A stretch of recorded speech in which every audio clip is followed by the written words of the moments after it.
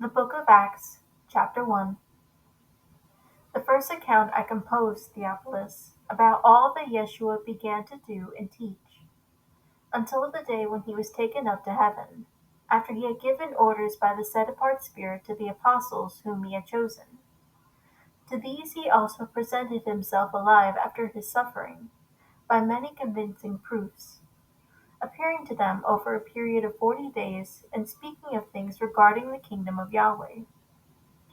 Gathering them together, he commanded them not to leave Jerusalem, but to wait for what the Father had promised, which, he said, you heard of from me. For John baptized with water, but you will be baptized with the set-apart Spirit not many days from now. So when they had come together, they began asking him, saying, Master, is it at this time that you are restoring the kingdom to Israel?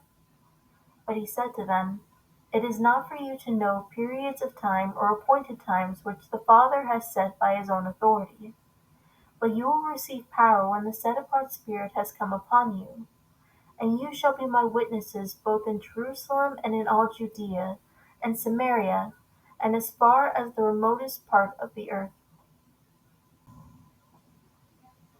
And after he had said these things, he was lifted up while they were watching, and a cloud took him up out of their sight. And as they were gazing intently into the sky while he was going, then behold, two men in white clothing stood beside them, and they said, Men of Galilee, why do you stand looking into the sky? This Yeshua, who has been taken up from you into heaven, will come in the same way as you have watched him go into heaven. Then they returned to Jerusalem from the mountain called Olive, which is near Jerusalem, a Sabbath day journey away.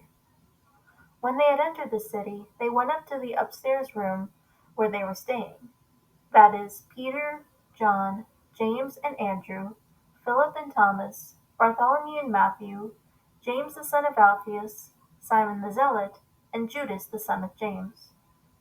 All these were continually devoting themselves with one mind to prayer, along with the women, and Mary the mother of Yeshua, and with his brothers.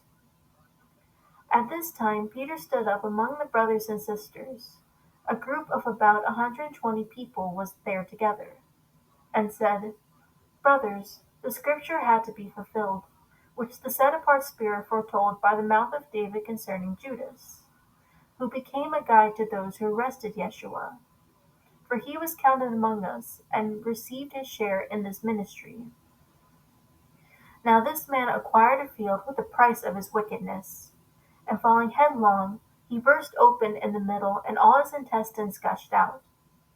And it became known to all the residents of Jerusalem. As a result, that field was called Hakaladama in their own language, that is, field of blood. For it is written in the book of Psalms, May his residence be made desolate, and may there be none living in it, and may another take his office.